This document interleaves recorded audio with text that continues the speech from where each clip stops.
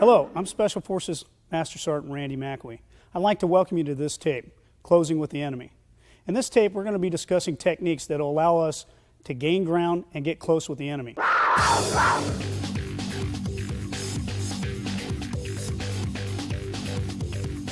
It's essential that we're able to close distance and control confrontations with the enemy. We want to close the distance and nullify some of his striking techniques. A couple of ways that we can do that is by two main categories. We can use passive entry or we can use active entry. We're going to start by talking about passive entry techniques. In order to conduct a passive entry, I'm simply going to use defensive techniques that we talked about in the first tape in order to stay in the position I'm in while my attacker advances on me. Using these techniques, my main objective is to get to a position known as the clinch. The clinch looks like this. My assistant Peter Hoberg is going to give me a hand demonstrating it. The clinch is a stand-up control position. What I'm trying to achieve here is gain control of his arm by the elbow and have it tucked underneath my bicep. I have my arm around his waist and I have tight control pushing his hips against mine. My hand here can recognize any movement in his hips.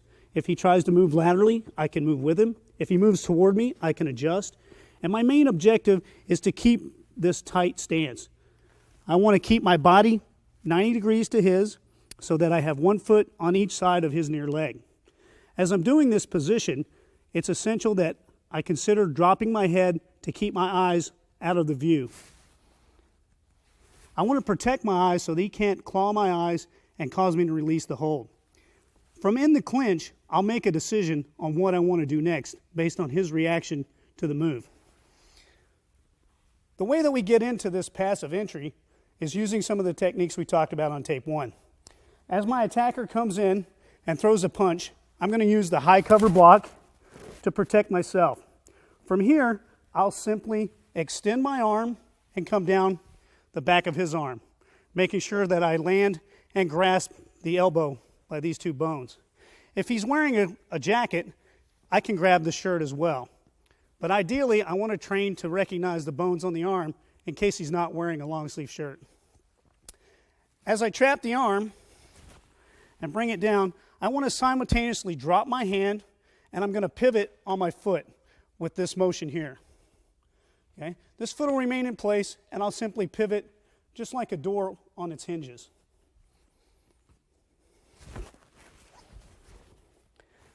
That'll allow me to position my hand around his waist. I'll drop my hand just like a waiter holds a tray in a restaurant, and then I'll rotate, sliding my arm around the hip. As I get to this position, I'll lock everything in tight, making sure that he doesn't get away.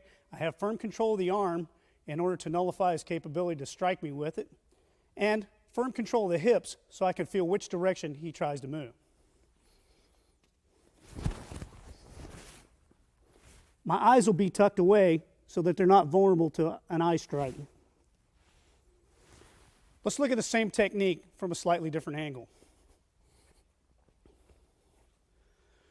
When he advances, I'm going to block, rotate inward, and gain control.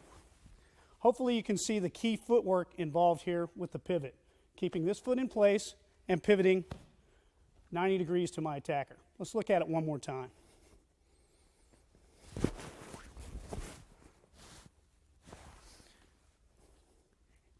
It's crucial that you maintain contact once you have it, because contact equals control. If I provide space, he may be able to escape. Even though he doesn't have the techniques or the knowledge to escape, I don't want to provide the opportunity. Let's look at that same technique one more time from a final angle.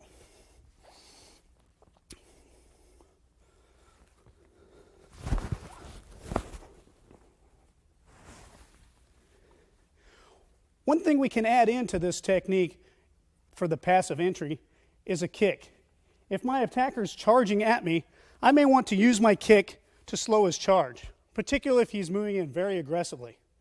So I'll use the kick directed at his knee in order to stop his forward momentum. If I make contact with the knee, I may have a successful strike that will end the confrontation right away. If not, it'll simply slow his charge and allow me to get to that clinch position that I'm looking for. I'll combine it with the defensive technique to make sure that I don't get struck in the head.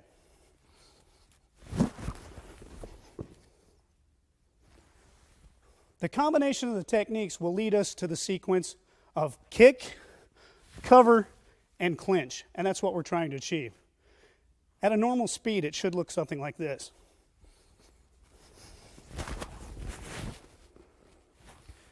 Once again, once I get to that position, I want to be able to move with the attacker. As he moves, I want to maintain control and follow him. Now Pete's going to move a little more aggressively, and I'm going to stick with him.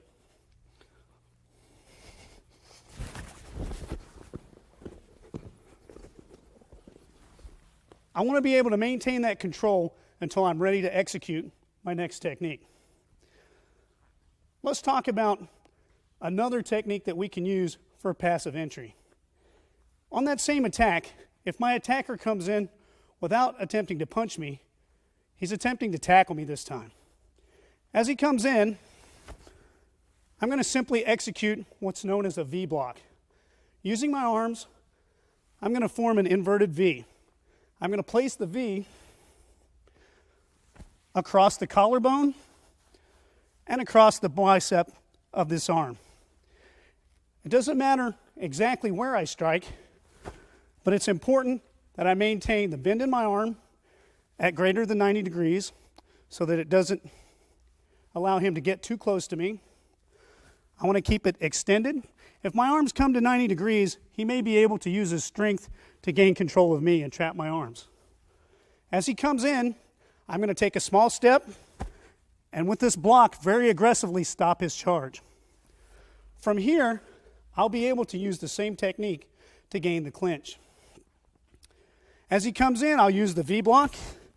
Then I'll simply rotate my elbow up and over his arm and gain control of this arm.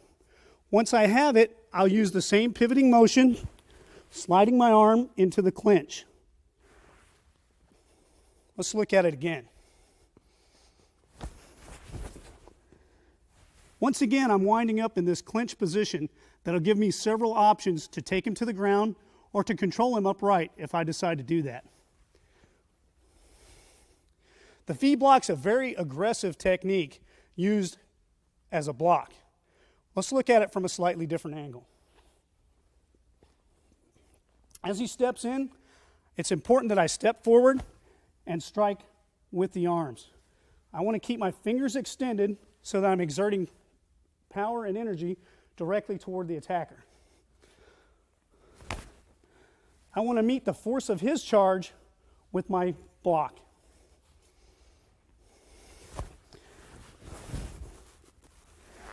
And I also want to take my hand, slide down, and move to that original clinch position that we talked about earlier. Let's look at it from one last angle.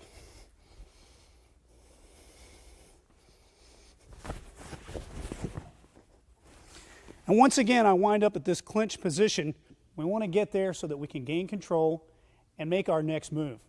We'll decide what we're going to do next based on the reaction we get from the opponent once he's in the clinch and we have solid control in this stand-up position.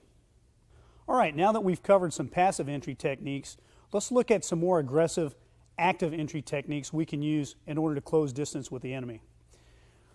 One technique that we can use whenever we're closing distance actively is to use that same jab-cross combination that we talked about in the first tape to gain distance. We'll simply throw a jab and a cross and begin to close distance. And we can use this technique in order to lead into the clinch. We want to make sure that we aggressively, actively close that distance so that we're very determinedly punching our way into the clinch position. We can also add other techniques in to make it even more aggressive and kind of help add some defense to this aggressive entry. What we can do in that case is add one of those vertical elbows that we discussed earlier. It'll look something like this. We'll throw the jab and the cross, and then we'll throw a vertical elbow aimed at his chin as we go in. Be very careful when you're practicing this that you don't make contact on the chin with your opponent unless you're wearing the proper safety gear. We'll review it for you right now. Jab, cross, throw the elbow, and let's come to that same clinch position. Once we get to the clinch position, remember, we're going to make a decision at that point. So there'll be a slight pause while we make sure we have control of the situation. Let's look at the same active entry from another angle. Once again, I'm going to aggressively close distance by stepping forward, throwing the jab and the cross, vertical elbow, rotating around so that I have control of the opponent. This very aggressive technique will allow you to gain the momentum in the fight. Let's look at it one more time from one last angle.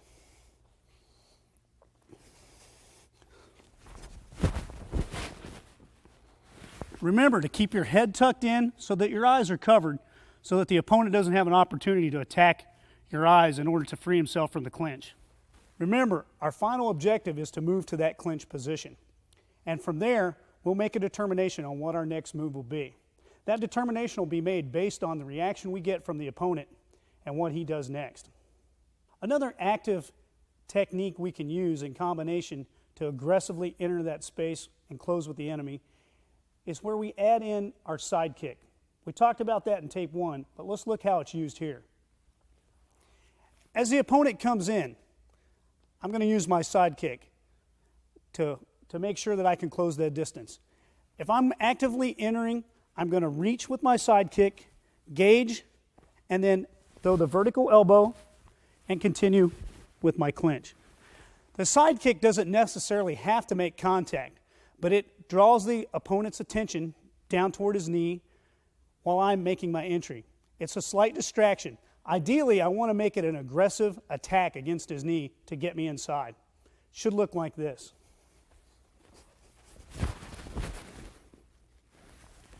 Remember to be careful when you're practicing this with your opponent, especially if he's not wearing the proper safety gear. That elbow strike can be very, very devastating. So we don't want to injure our opponent. We've got a limited number of training aids, and we don't want to break him. Let's take a look at that same technique from another angle.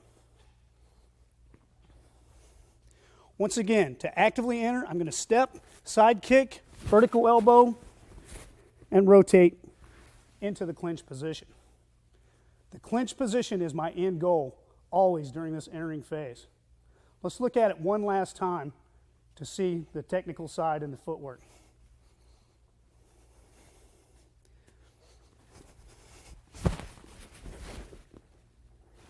Don't forget, make sure that you turn your eyes inward so they're not vulnerable to attack from your opponent.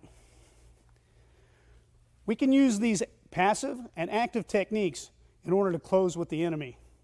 That'll get us close enough that we can decide what we want to do next based on his reaction.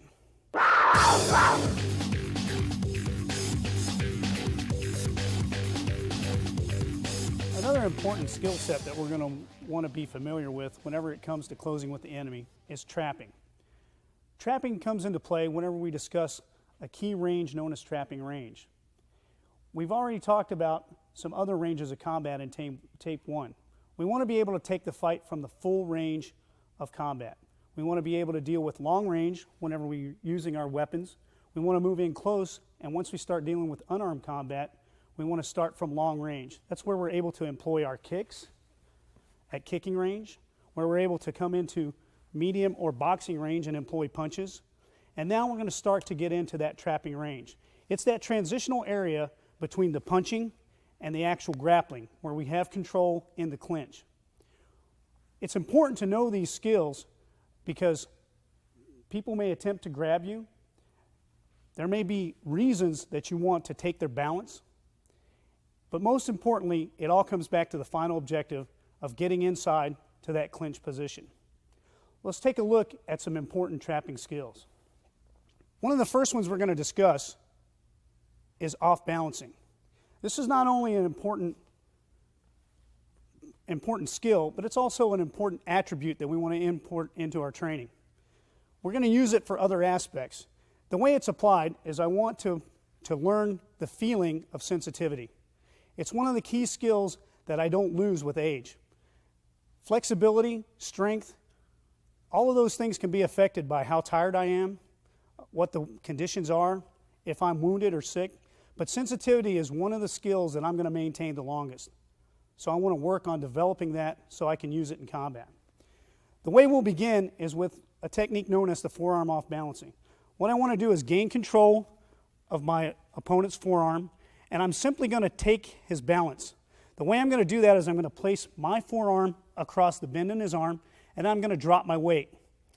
I'll drop my weight by lifting my feet approximately 2 inches off the ground and moving them 3 inches outward, suddenly dropping my weight and applying all the pressure on his arm. It should elicit a quick snap of the head and take his balance. Should look something like this. The thing that I'm feeling for here in the sensitivity portion of this is once I take his balance, he's going to react and start to pull upward. I want to be able to adjust to that immediately. So when I take his balance and off-balance him with the forearm off-balancing technique, my next move will be to transition. Once I have him off balance, I'll shift in the direction that he's attempting to go. I pulled him down to create a response to have him move away from me. As I feel him shift and move away from me, I'll go to another off-balancing technique. With this off-balancing technique, I'll rotate my hand around. I'll grab the inside of his bicep. Then I'll slide my other arm up and control the bicep here. I'll push upward and aggressively, driving his shoulder toward his ear and change his balance going away from me. Once he corrects his balance to this maneuver, I'll again change directions. Once I change it, I'll drop it back down. Okay? I'll consistently do this to keep him off balance and to keep him mentally adjusting to what I'm doing. Every human being has an internal gyroscope that places balance as a high priority.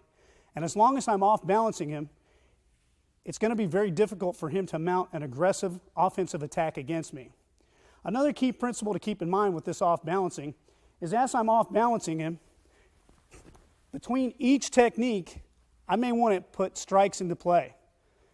Every time I off balance him, I'll simply use a strike to continue keeping him disoriented and off balance. As soon as I feel a correction to one off balancing, I'll adjust and go to the next. I'll use these quickly and effectively to get inside and gain more control. The next technique I'll use is known as the head control off balancing. As I use the forearm off balancing and he adjusts, I move upward into the bicep off balancing. When I feel him react and push downward, I'll simply slide my hand off the bicep toward the back of his neck. Then I'll slide the other hand up and I'll create a gap between each hand and between his neck. As I gain control, I'll simply snap it down and gain control of his head. Let's look at it from another angle. I'm going to use the forearm off balancing. As soon as he reacts, I transition to the bicep off balancing. And when he starts to push back against me, then I'll go to the head. I come up and slap it down. As I gain control of it, I can actually use my shoulder as well. When I pull him down, I can use my shoulder to strike him in the face. Once I've initiated the initial move, I'll then gain control of the head. I'll gain control of the head by placing my arms on each clavicle, keeping them tight around his head and sliding up so that I control his head in this fashion. I'll push against his clavicles, driving him in one direction, and then I'll turn his head. As I turn his head, I'll step away in order to take his balance downward. And then continually turn, further off balancing him. Using these techniques, I can go ahead and take him to the ground, or I can deliver strikes in between each off balance technique in order to keep him out of sorts and disoriented. If I'm using the head control off balancing and the opponent tries to strike me, I'm going to keep my elbows inward and push out against his arms during the strike. As he strikes, he'll attempt to strike multiple times. I'll feel the strike and anticipate it. I'll simply lift my elbow up, rotate my arm over, and gain what's called an overhook.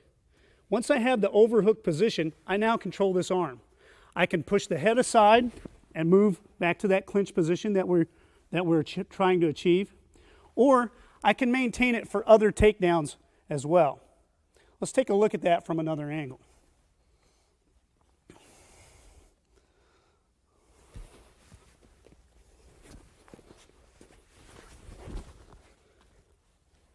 Once I have control of the arm, I'm free to move to that clinch position. That is clearly my final objective during this entering technique. Also, whenever he's punching, it may become obvious that the overhook is not quite the right position. If his punches are aimed a little differently and they're actually a little higher toward my head, what I can do then is called an underhook.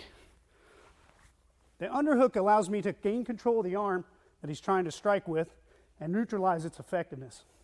Let's look at that one from another angle.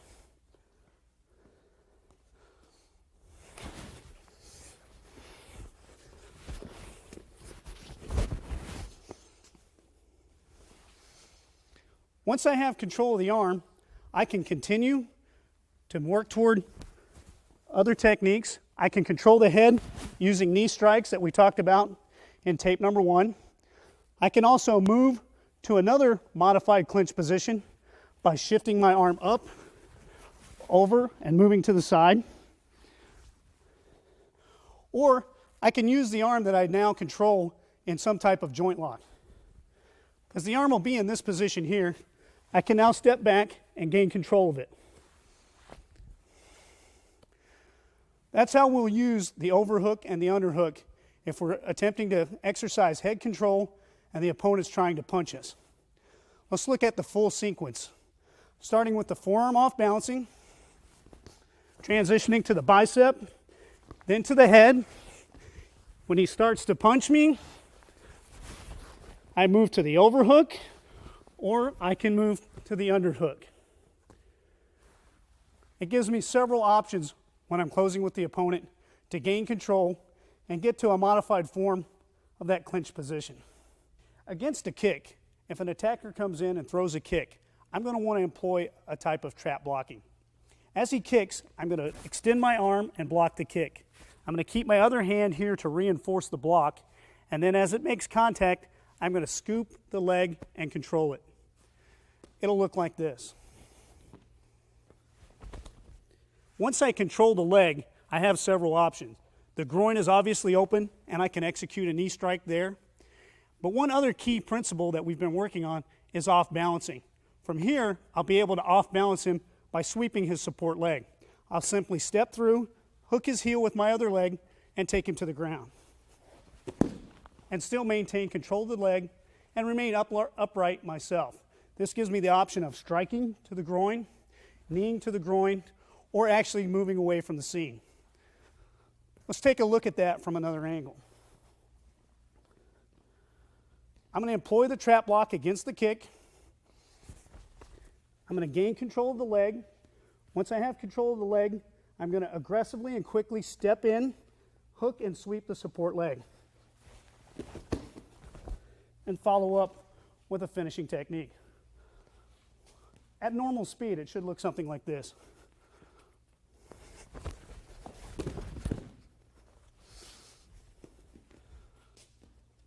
Let's check one more angle on that to allow you a better view.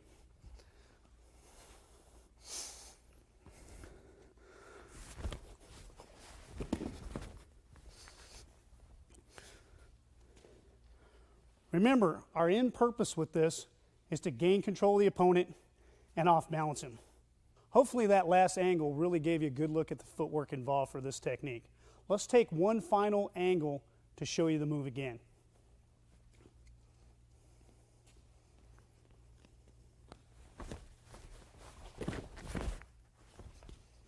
Remember, the purpose of this technique is to help close with the enemy, gain control, while defending ourselves against that kick.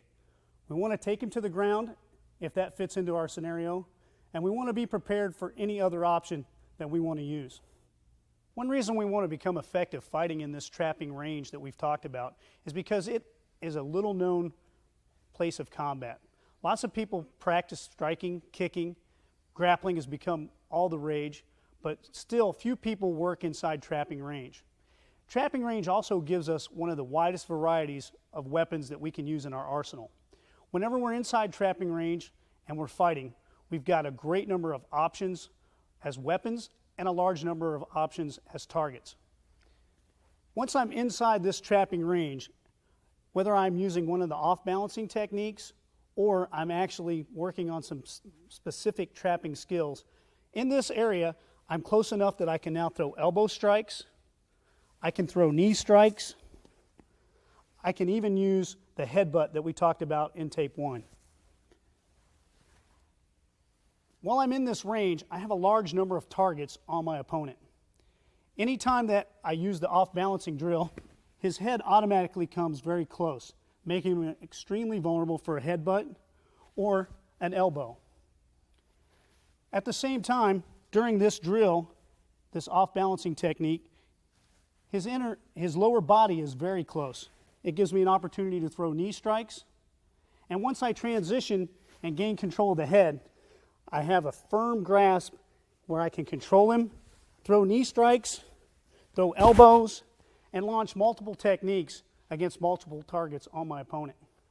One drill that we can use to reinforce these trapping techniques or skills in trapping range, we like to call a trapping drill. In this range, we'll begin by having my opponent strike at my clavicle with a hammer fist. As he strikes, I'll lift and block. In order to get the sequence of exchange going, he'll throw, I'll block, then I'll throw and he'll block.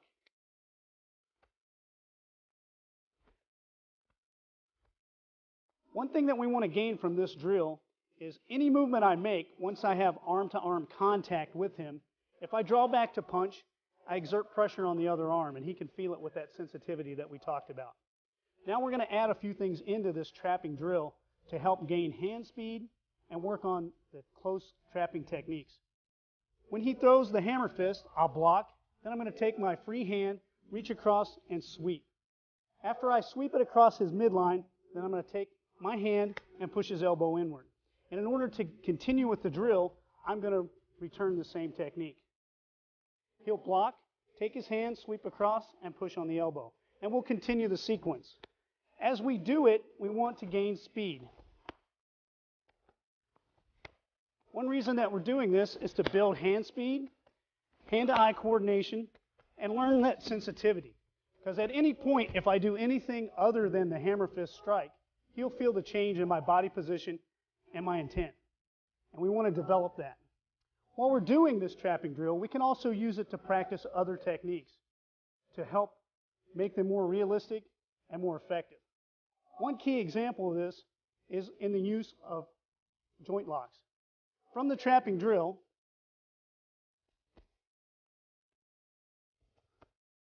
this gives him a sense of movement and allows me to execute a joint lock in a more realistic scenario. Because rarely in combat is someone actually being passive and allowing you to execute your move. So using this drill, we can gain a more realistic effect on executing the technique. We want to start slowly by first learning the technique, learning the breakdown of this arm lock, for example.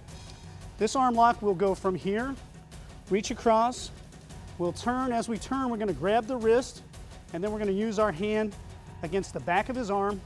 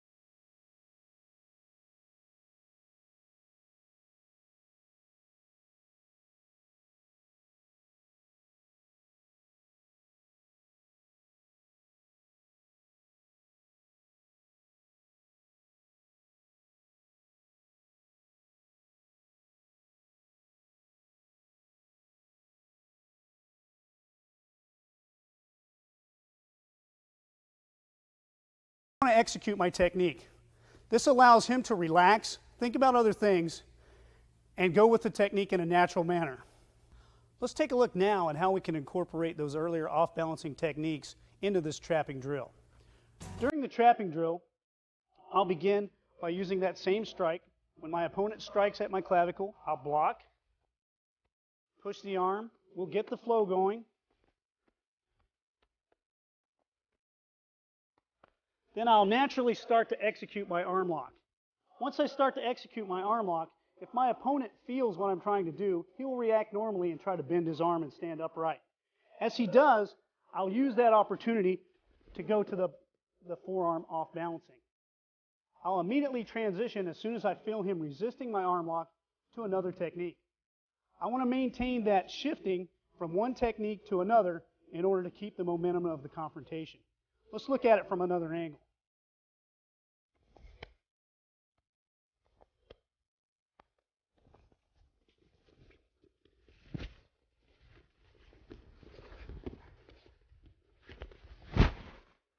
As you can see, I've used all of the off-balancing techniques that we talked about in order to successfully transition from one to another. That gives me a lot of options, and I'm able to react to what he's doing. Let's look at that one more time.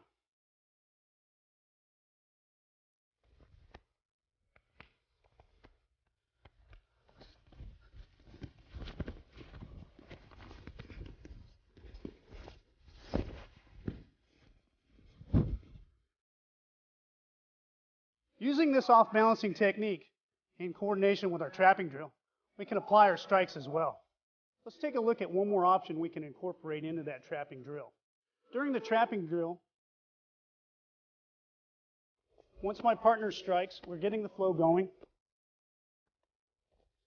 I start to execute the technique and I transition to the bicep or forearm off balancing. When he reacts to the forearm off balancing and stands upright, I'm going to turn his wrist over, step to the side, pull his arm out, reach over with my arm, and grab my own shirt. Once I grab my own jacket, I can now apply an elbow arm bar on his arm. Now I've got significant leverage against the back of his elbow, and I can make him comply or actually break the elbow. Let's look at that from another angle. Using the trapping drill,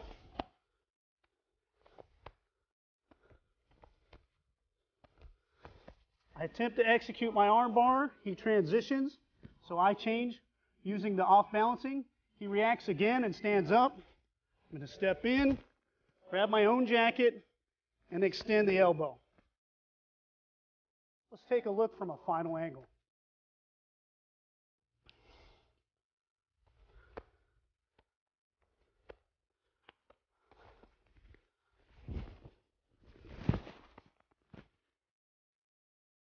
This gives us several techniques that we can incorporate into the trapping drill and gain some realism while our opponent reacts to what we're doing. The more you train together, the more your opponent's going to react to your initial movement. This helps offset his anticipation of the technique and keeps the realism in your training.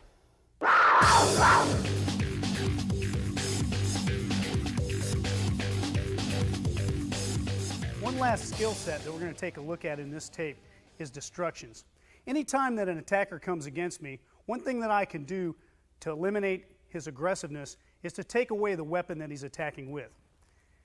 I use that by, if my opponent strikes with a punch, I'll simply block the punch, and then as I block it, I'm going to strike the main point. As he does it, I'll strike the bicep.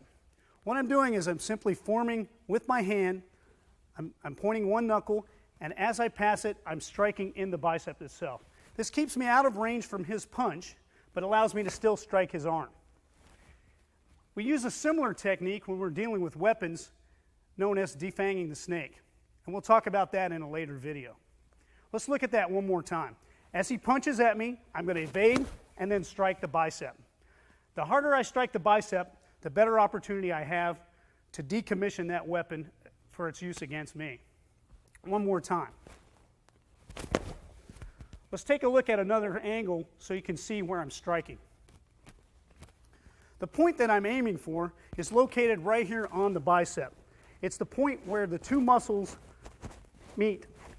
The nerve runs along that area, and it's very close to the skin. So it gives me an opportunity to deliver a devastating blow directly to the nerve bundle.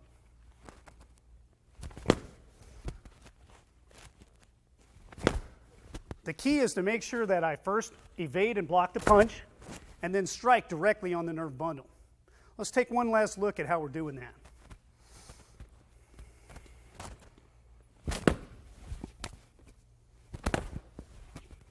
This same concept can be used against kicks. If my opponent directs a kick against me, one thing I can do is as he kicks, I'll simply drop my elbow and strike the shin. I'm going to turn my hip in order to make sure that I absorb the blow and it's not injuring to me. And as he makes contact, I'm going to strike the leg directly on the nerve in the shin. It'll look like this.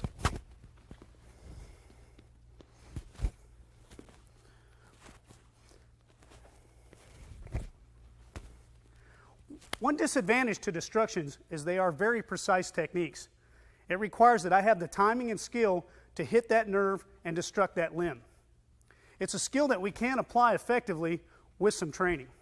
We've covered several things in this video. We've talked about many techniques for closing with the enemy. We've talked about off-balancing. We've talked about transitioning during off-balancing. And we've discussed the complicated process of fighting in trapping range. We've given you some skills and techniques that you can use in order to practice and incorporate other elements into your trap fighting range. In closing, it's important to remember you must close distance with the enemy in order to gain control, nullify his striking weapons, and determine whether or not you want to take him to the ground. It's an essential part of combatives. It's very important that you're able to execute these techniques with skill.